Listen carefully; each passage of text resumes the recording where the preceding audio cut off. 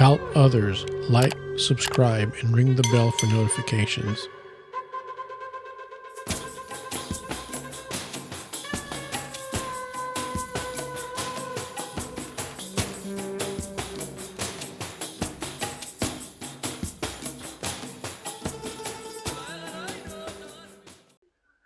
Shalom, my name is Joseph Shulam, and I am the retired founder and director of Nativia Bible Instruction Ministry in Jerusalem, and I could say the rabbi of the Shepherd of Israel congregation, founder and rabbi of the Shepherd of Israel congregation, and I'm glad that we have, with God's grace, raised a second generation of leadership that is local, that was born and raised in our ministry and in our congregation here. And they're like my children, and I love them and appreciate them very much.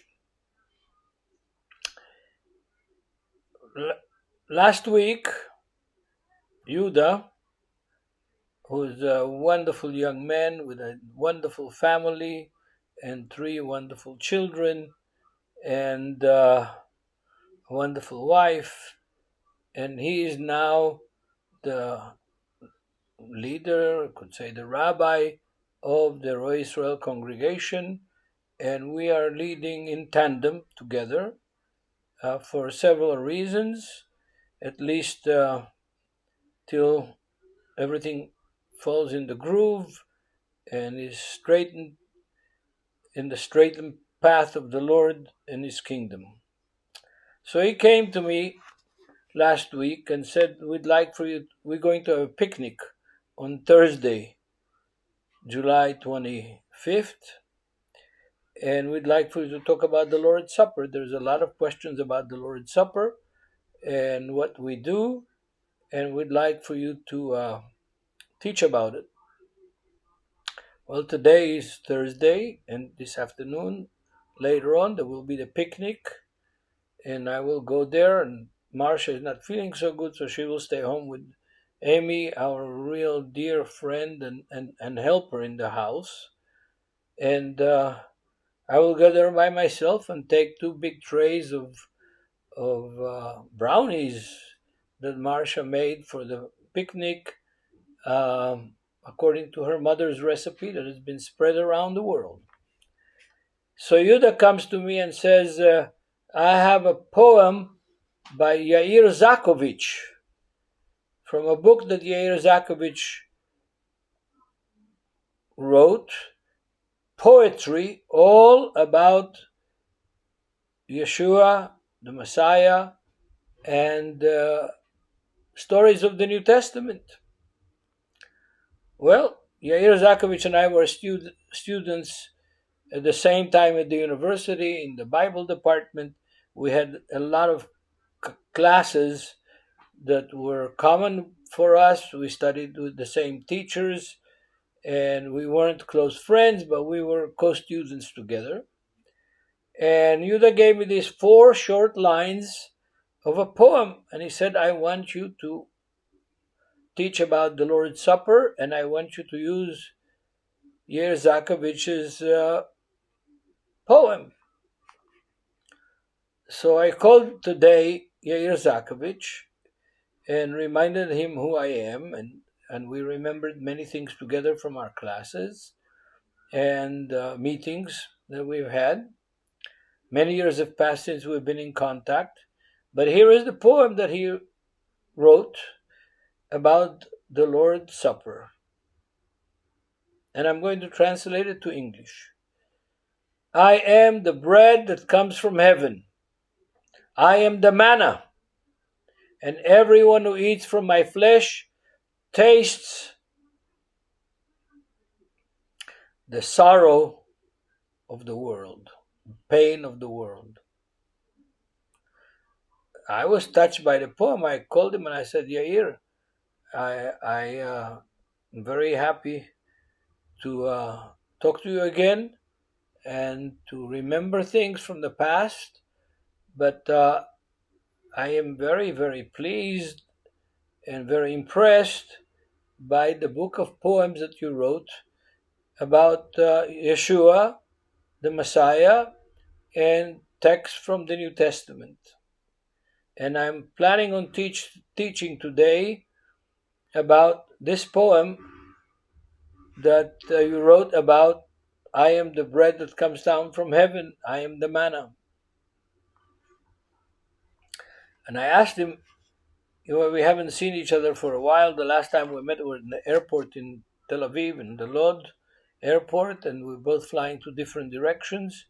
And we had time in the business lounge. So I want to ask you this question. Why did you write this poem specifically? And why did you write the whole book of 80-some, almost 90 pages of poetry about Yeshua? His answer was very simple. I love to read the New Testament. I read a lot in the New Testament. Well, I didn't know that, but I was very happy to find out. So here is the poem again that is going to start my discussion. I am the bread that comes down from heaven. I am the manna. And everyone who eats from my flesh tastes the sorrow, the suffering of the world. I like it. Very short, very compact, and very, very important for us to understand it. Now, the main text about what is called the Lord's Supper is not actually from the Gospels, from the evening of Passover, in which Yeshua shares in Mount Zion with his disciples the Passover meal. It's there. It's probably initiated there. But the main text actually comes from the Apostle Paul in his first letter to the Corinthians, chapter 11, from verse 17 down. I'm going to read it. Now, in giving these instructions, I do not praise you, since you come together not for the better, but for the worst. For first of all, when you come together as a community, as a church, ecclesia, I hear that there are divisions among you, and in part I believe it. For there must also be factions among you, that those who are approved may be recognized among you. Therefore, when you come together in one place, it is not to eat the Lord's Supper. For in eating, each one takes his own supper ahead of others, and one is hungry and the other one is drunk. What, do you not have houses to eat and drink in? Or do you despise the church of God and shame those who have nothing? What shall I say to you?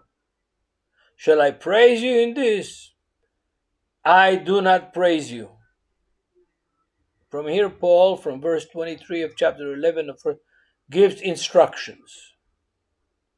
For I received from the Lord that which I also delivered to you, that the Lord Yeshua, on the same night in which he was betrayed, took bread, and when he had given thanks, he broke it and said, Take, eat, this is my body, which is broken for you. Do this in remembrance of me. Verse 25, in the same manner he also took the cup after supper, saying, This cup is the new covenant in my blood. This do as often as you drink it in remembrance of me. Verse 26, For as often as you eat this bread and drink this cup, you proclaim the Lord's death till he comes. Verse 27, 1 Corinthians 11. Therefore, whoever eats this bread and drinks this cup of the Lord is unworthy. No, whoever drinks this cup of the Lord in an unworthy manner will be guilty of the body and the blood of the Lord. But let a man examine himself, and so let him eat of the bread and drink of the cup.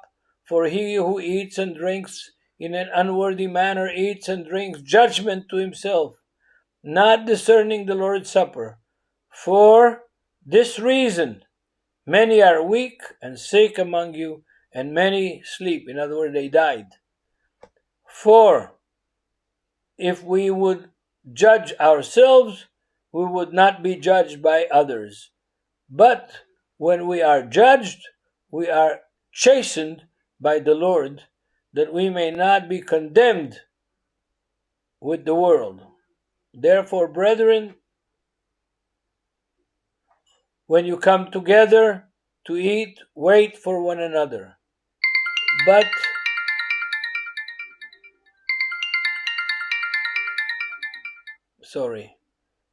Therefore, brethren, when you come together to eat, wait for one another. But if anyone is hungry, let him eat at home, lest you come together for judgment. And the rest will set in order when I come.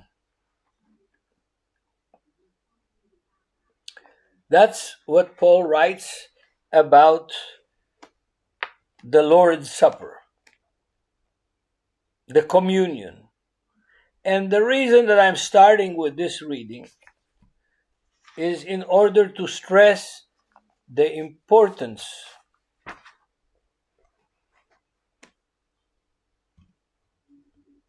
of this reading.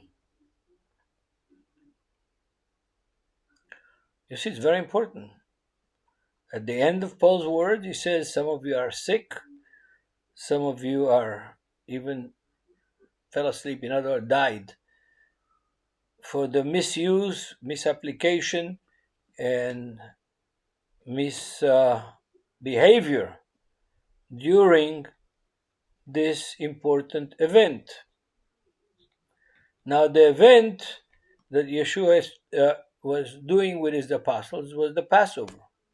We know that from the Gospels. And in the Passover, there is eating of matzah bread and unleavened bread, matzah bread, and drinking of wine or grape juice. Why am I saying or grape juice? Because the truth is that in some places it was grape juice. In some places it was grape juice, in other places it was wine. All depends on the place. In Qumran, for example, it was grape juice. And that's the difference. Qumran was in the desert by the Dead Sea, hot weather. You can't keep wine there very, very well unless you have a refrigerator. So this is the background of this teaching.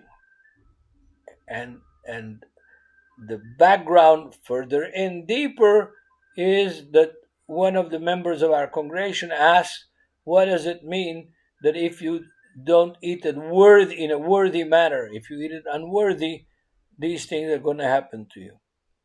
Well, my dear brothers and sisters, I have to dig deeper and get into material that probably you're not familiar with.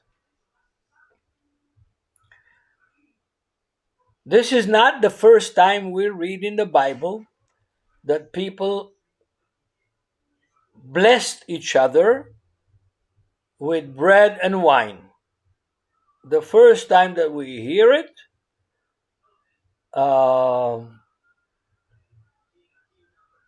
is in the book of Genesis. It's in chapter 14 of the book of Genesis. It's telling the story of Abraham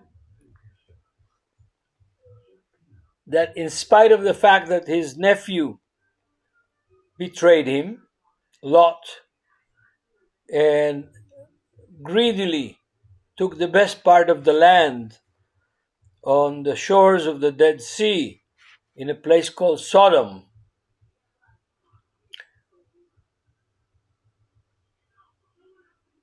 when kings from the north, from Mesopotamia, from Syria, northern Syria, came and conquered Sodom, and they took Lot and his family as captives, and they took the booty and the wealth with them.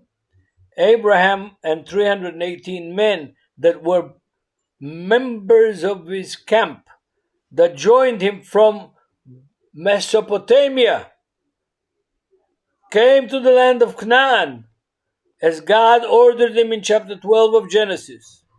There were men between the age of 20 and 50, 318 of them.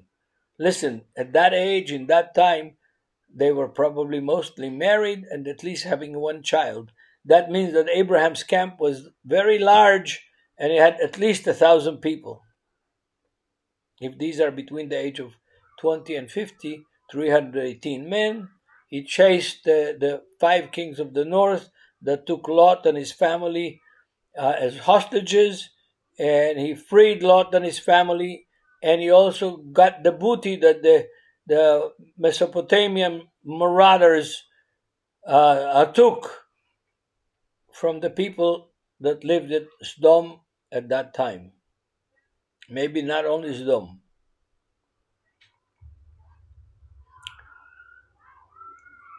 So Abraham stops in Jerusalem on his way back to where he was in Hebron. And the ruler of Jerusalem, who's called Melchizedek, Canaanite, maybe Egyptian even, ruler at that time, meets Abraham at the entrance to the city and greets him with bread and wine. This we can read in Genesis chapter 14, verses 18 and 20, that Melchizedek meets Abraham and shares with him bread and wine and blesses him in the name of the Lord. So the eating of bread and wine is not always associated with Yeshua and with the Messiah and with Sunday and with the church, with the disciples of the Messiah. That's already true in the Bible. But if we dig deeper, closer to the time of the New Testament, we find out that in Qumran, on the shores of the Dead Sea, northern shores of the Dead Sea, northwestern shores of the Dead Sea, in Qumran, every Saturday night, the community gathered together. The elders entered first and sat in their places, and then the more junior members of the community entered, and in the end, the youngest members of the community entered. They sat together, and I have the text here from Qumran in Hebrew, in the original language, and it's important for me to share with you because it's interesting, and what makes it more interesting is the fact that this is something that already was being done for probably 200 years before Yeshua. Every Saturday night, they gathered together. The men, the elders entered first, and then, according to the order of the hierarchy of the community, the rest of the people entered. And they came for this purpose: to bless the bread and the grape juice. in Qumran they didn't drink wine, they drank grape juice, from the hand of the priest, of the head of the community. And first they blessed the bread, and then the cup, the wine, the grape juice. And there had to be at least 10 men there to make that ceremony stick, because 10 men is a full-fledged community. Yeshua said, where 2 or 3 gather in my name, I'll be there with them. In Qumran and in Pharisaic Judaism, it was 10 men, not 2 or 3. And then there is a whole description in Qumran, the Manual of Discipline, and some of the other manuscripts as well, of how the priest, the head of the community, takes the bread and he blesses it, and then takes the grape juice and he blesses it, and he passes it from hand to hand, and all of it is done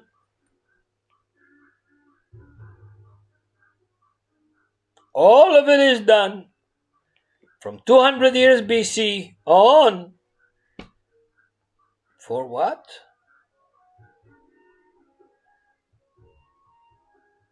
For the Messiah of Israel to stretch out his hand and to bless the wine and the blood and the wine and the bread.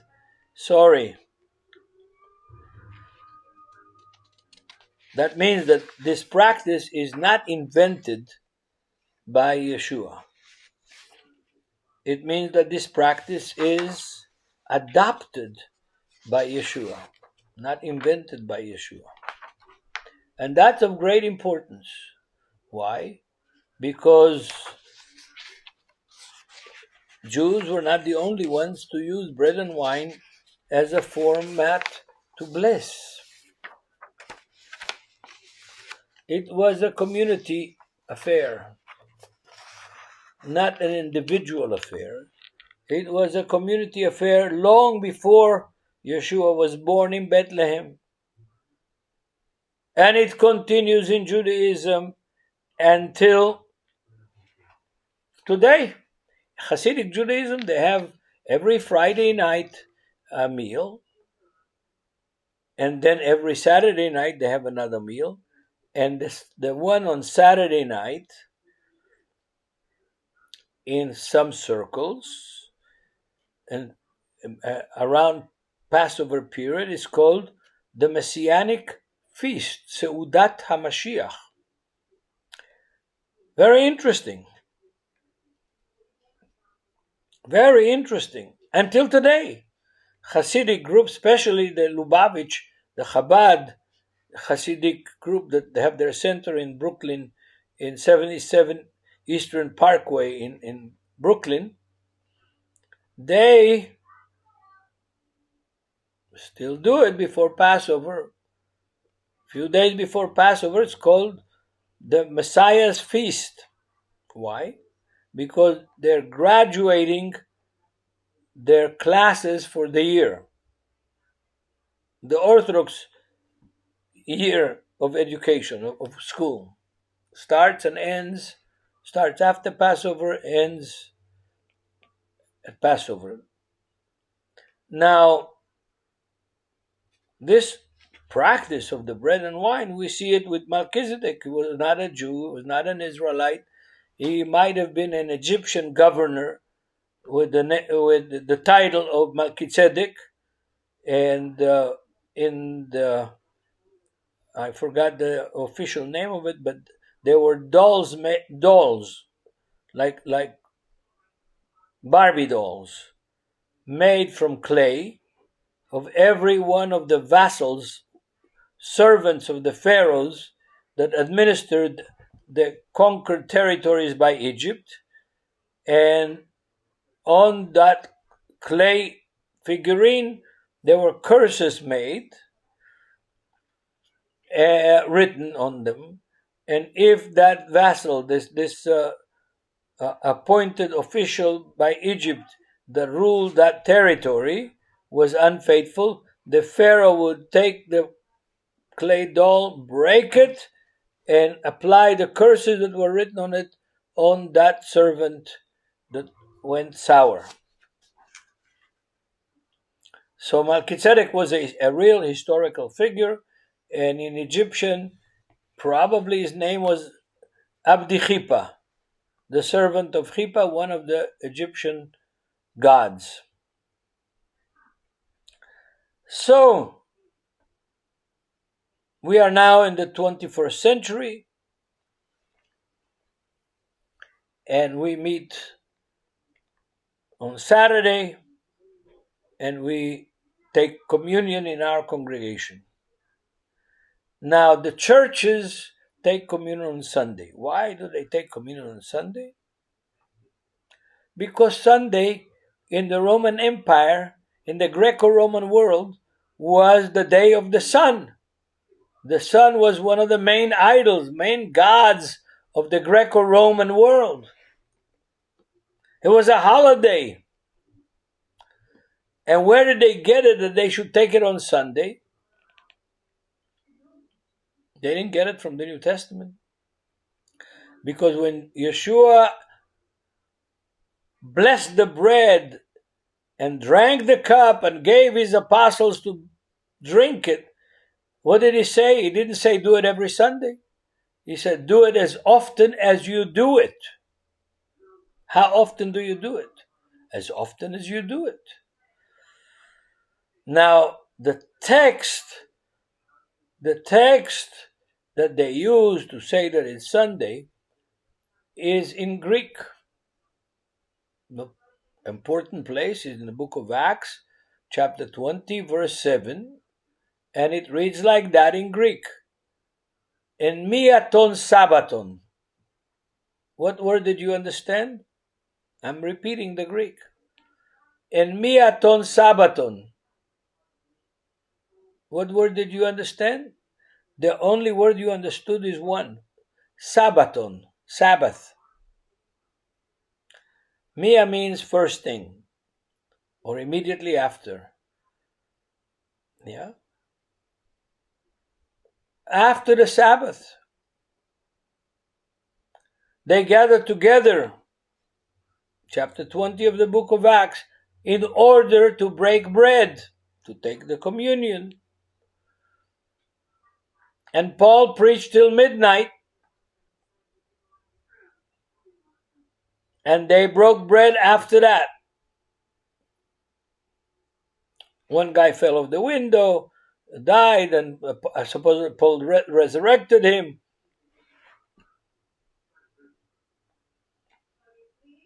Now, this phrase in miaton Sabbaton doesn't appear only in Acts chapter 20, verse 7.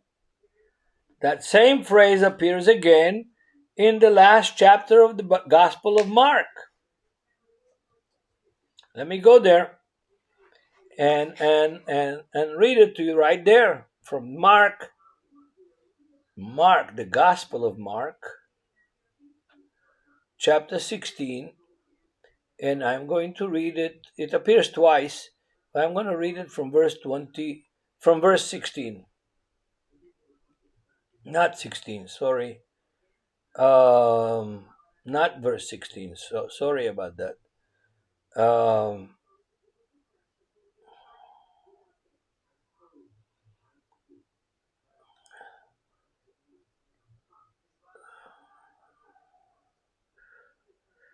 Verse 9 of chapter 16. And the English New King James Version reads like that. Now, when he rose early of the first day of the week, he appeared first to Mary Magdalene, out of whom he had cast 7 demons. I'm repeating the English. Now, when he rose early on the first day of the week. Now, what does the Greek say about this? The Greek Bible What does it say? The Greek New Testament, Mark chapter 16, verse 9. It says like that. Anastes de proi prote Sabbatu.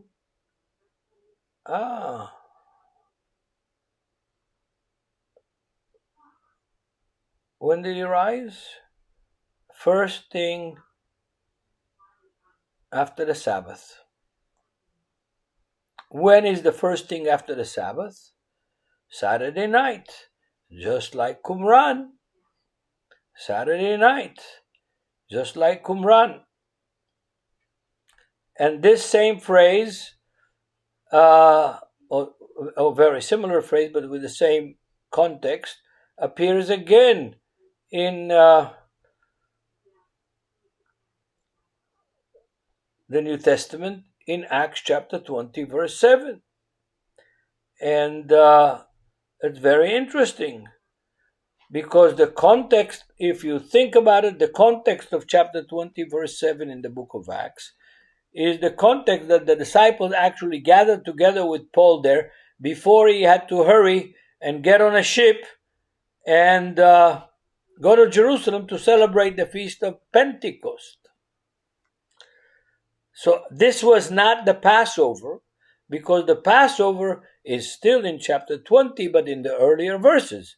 He waited to celebrate Passover with the brothers in the Greek brothers, and after the Passover, he waited 7 days to celebrate the Lord's Supper with the disciples in another city in the Hellenistic world. So first of all, in summary, I want to I have here Babylon and other countries in the Middle East having similar customs of wine, bread and wine. It's a pretty universal thing, but I don't want to hold you up, and I don't want to be late to the picnic myself.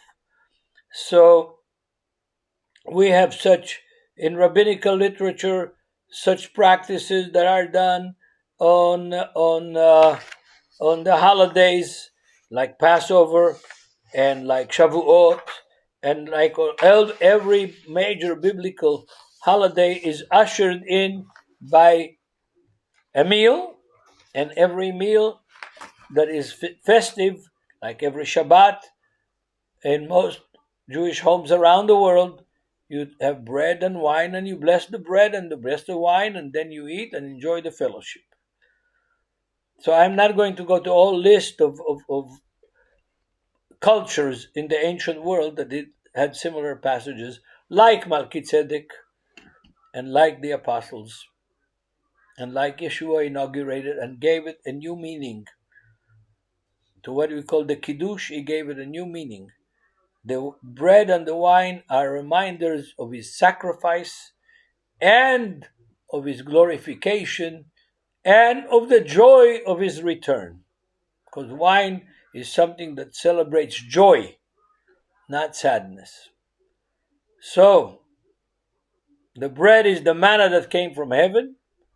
And this is interesting because in Qumran they use the same imagery because they're celebrating the Messiah, as the text says. So, dear brothers and sisters, in conclusion, this is what I want to say. The Lord's Supper doesn't have to be Sunday, it can be Sunday. But Yeshua said, as often as you do it. Did they celebrate the Passover? Yes, they celebrated the Passover, and they took the bread and the wine. We see that in 1 Corinthians chapter 5, verse 7 and 8. They celebrated, and Paul commands all the churches of the Gentiles to celebrate the Passover because Christ is our Passover. So, yes, they celebrated the Passover. They took matzah bread and wine and celebrated Yeshua's birth, ministry, death, and resurrection. Hallelujah. Let's do it with respect. Let's do it with some fear of God, and let's do it with the joy, like Yair Zakovich's poem that says that anybody who tastes that bread tastes the suffering, the sorrow of the world. So, in a way, it's a happy occasion. In another way, it's a reminder of the sacrifice of Yeshua, his flesh and his blood. May God have mercy on all of us and bless us and heal our countries. In Yeshua's name, Amen. Help others, like, subscribe, and ring the bell for notifications.